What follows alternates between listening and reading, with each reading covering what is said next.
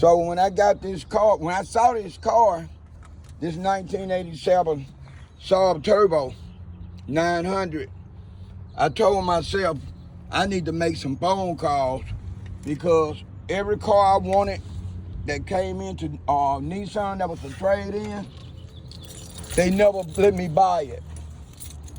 They never let me buy it. I don't know what the issues was with them, but the people that ran that always sold the car away for none of me. Right after I expressed to them that I wanted to buy the car.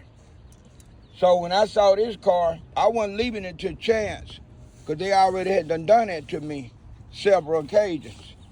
So I called the guy that actually owned the store, and he was his dad started a business which is Car Pros. Car Pros had Nissan, Car Pros had Hyundai and Renton, and Car Pros also had Dodge renting too, right? But they ended up selling those stores, but they had them. So the youngest son of the man that established Car Pros, I had his cell phone number because I was keeping his car clean. Every time he came to Nissan over here, he would ask me to have the find time to clean his car up. I would clean it out and buff it for him real nice. So I called him and told him I wanted this SABB 1987 Turbo, and he said, "Don't worry about it. I'll call and make the phone call." So he called and told the sales manager to let me have the car. Said we'll work out the technicalities with EJ later, because he worked for us. Give him the car, give him the keys, and give him the title. And that's what they end up doing. That's how I ended up with this car. And I had the keys in my pocket to the car for a couple of days, and I noticed the technicians was walking around like they were looking for something, and they were looking for the keys to this car because they were going to buy it. And somebody must have asked them to ask me, because they came and asked me, said, "EJ, do you know where the keys at to the," they called it the old rally car, because it was built on a rally car style, meaning it could take a beating. You know what I mean? You could damn near go off road, long as you ain't running over no real big potholes or ditches, it would do it. So they asked me, did I see the key? And I tell them, yeah. They asked me, where was the key at? I told them it was in my pocket. And they asked me, why you got the key in your pocket? I said, because I bought the car. They didn't want to believe it. They went and told the service manager that I had the key and I wouldn't give them the key. So the service manager came and asked me, EJ, why you got the key to the SABB? You need to give it up to them techs and let them look at it, because one of them want to buy it. I said, they can't buy something that's not for sale no more. And they said, what? And they asked me what I meant. I told them I bought the car. He said, how did you buy the car? So I picked up the phone, I called the owner, and I got the keys and I already got the title. And he asked me, why would you do something like that? And I told him, every car y'all ever got at a trade-in, I wanted to buy it, y'all wouldn't sell it to me. Y'all sold it to everybody else except EJ. So EJ got tired of hoping y'all sell him a car, so he went over y'all. So what the service manager did, you know, when you buy a used car, it go through a safety check. And he told me if this car didn't pass safety, he wasn't gonna let me, he was gonna call them and tell them it didn't pass safety and they were gonna wholesale it. That's how bad they didn't want me to have the car. So when I had talked to the technician and I told him if he found something serious wrong with this car, not to tell them. Matter of fact, I had gave him some money. I didn't know the service manager would go stand underneath the car when he raised it up in the air, looking at the car himself, because he was a mechanic. So he's checking it out, make sure that the technician is doing what he's supposed to do, because he don't want me to have it. So they didn't find nothing wrong, majorly wrong with the car this old. So he couldn't really do nothing about it. He said, okay, the car checks out, especially for a used car. So that's how I ended up with the car. At the time I bought the car, I don't know if you remember Dean, the maintenance man here. Yeah, okay, Dean saw it. Dean wanted to buy it. And I told him I just bought it and I've been waiting since '87 to get a car like this. And he asked me how much I paid for it. I told him $600, and that was with tax and title, which I did. He said, I give you $1,500 for the car right now. You let me drive it around the block. And if it handles like I think it's supposed to handle, I give you $1,500 cash. I said, Dean, the car's not for sale. He didn't like that, because he really wanted to buy it. And since then, I've had a lot of people want to buy it. People that know about cars, they know, for a long time, SABB was built by SABB. Being SABB they got linked up with General Motors. And so, I don't know about, not Volvo, but just SABB. They got hooked up with General Motors. I think they got hooked up with General Motors because it was another way for them to keep on getting the car over in the United States, because it was coming from Sweden. And when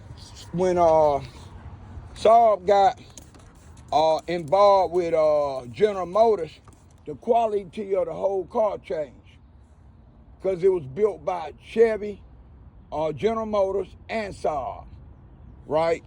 So damn, General Motors started taking they stripped it. They took things that made SABB a good car, they took it away to make it cheaper. I don't know about cheaper to buy, but I know it was cheaper for them to be in business with them. So it didn't have the public in best interest in mind when they started taking stuff away. And I bought this car it had 165,000 miles on it. I haven't put 20,000 miles on it. I done put more miles on this car since I've been with my wife than I have the whole time I had it. I got about 700 miles, and I have 20,000 miles. But like I said, I bought it in 2013. So I've had 11 years, and I haven't put 20,000 miles on it. Because, I didn't really drive it just to the store and back. And then when my daughter was younger, I used to ride out to Spanaway and pick her up. So I drove it then. But other than that, the car didn't get a lot of driving from me. So I've been fixing some things. I fixed the exhaust system about a week ago. I just fixed the valve cover leak. Had some spark plugs put in it. And got an oil change.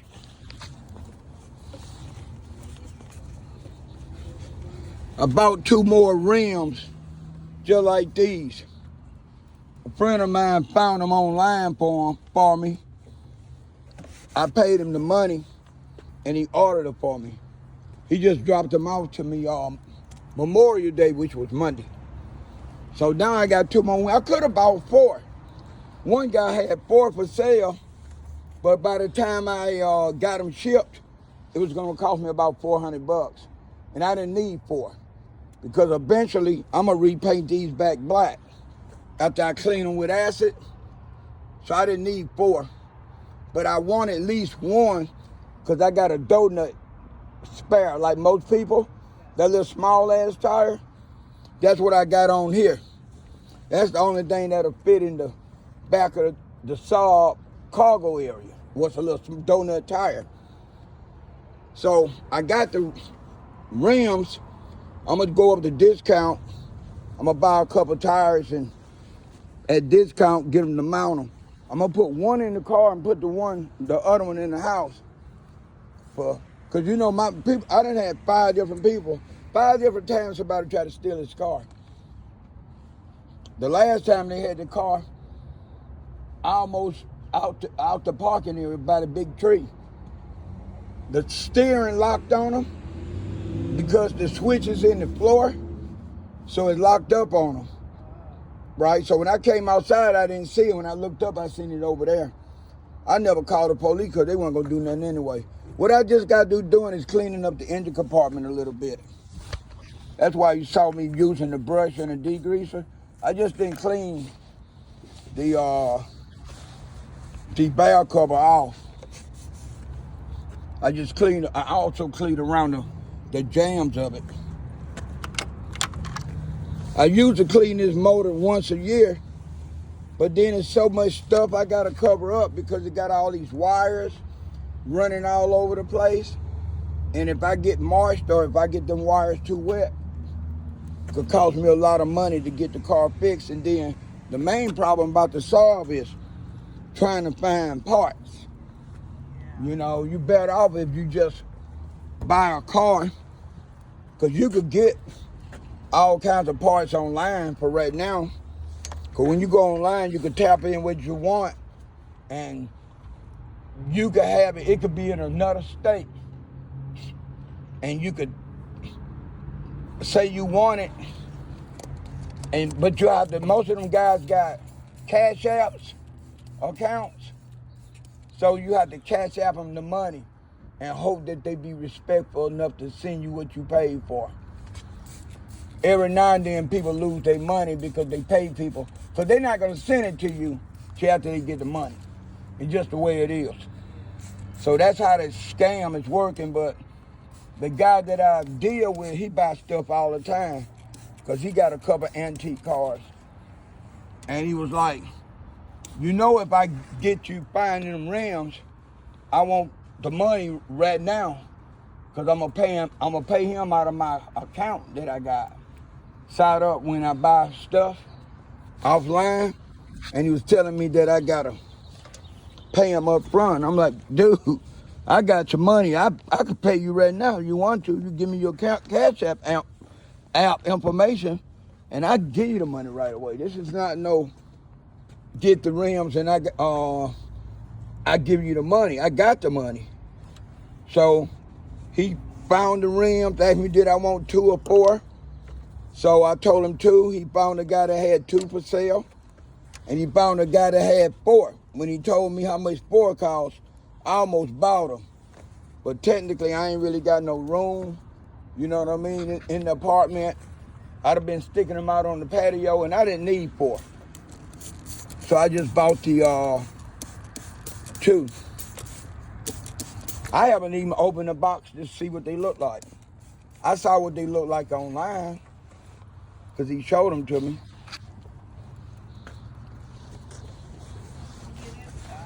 All right, then. I'll talk with you later. Yeah. All right. You do the same. All right, I just did a little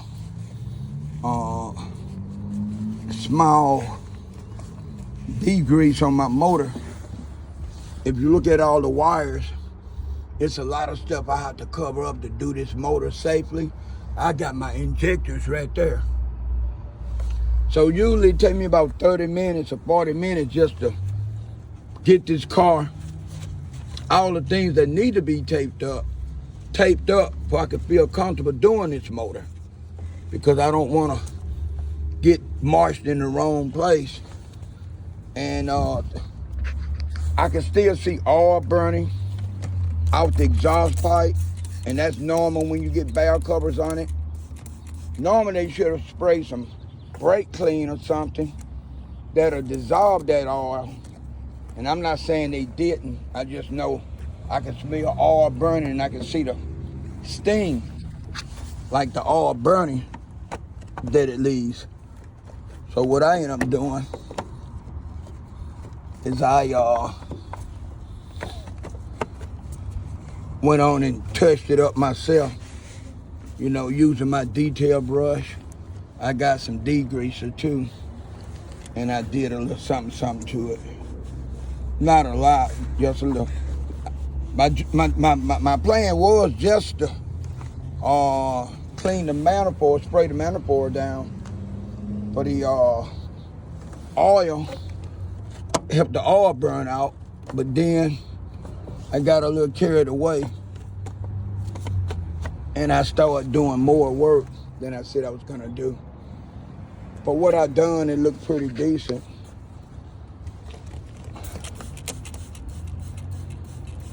I hate raising this hood up. I like the way it raised up, but I hate raising it up because I know how to do motors because I'm a detailer. And when I raise the motor up, it just make me say to myself, dude, what are you doing? You know you need to clean this motor while you're not doing it. 1987 SABB, 900 turbo, 16 valve. I need to black my rims back out again. First clean them with acid and degreaser, then re-flat black them. All right, that's good enough. The rest of this stuff is gonna hopefully burn off, even if I have to dry the car some, it's gonna burn off.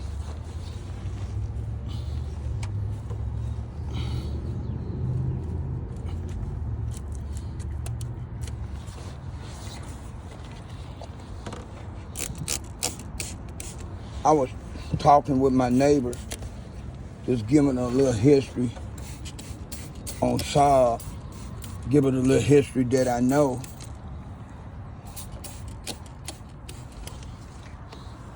All right. I'm gonna try to wipe down up in there a little bit and then I'm gonna call it quits. This is EJ signing out. Peace.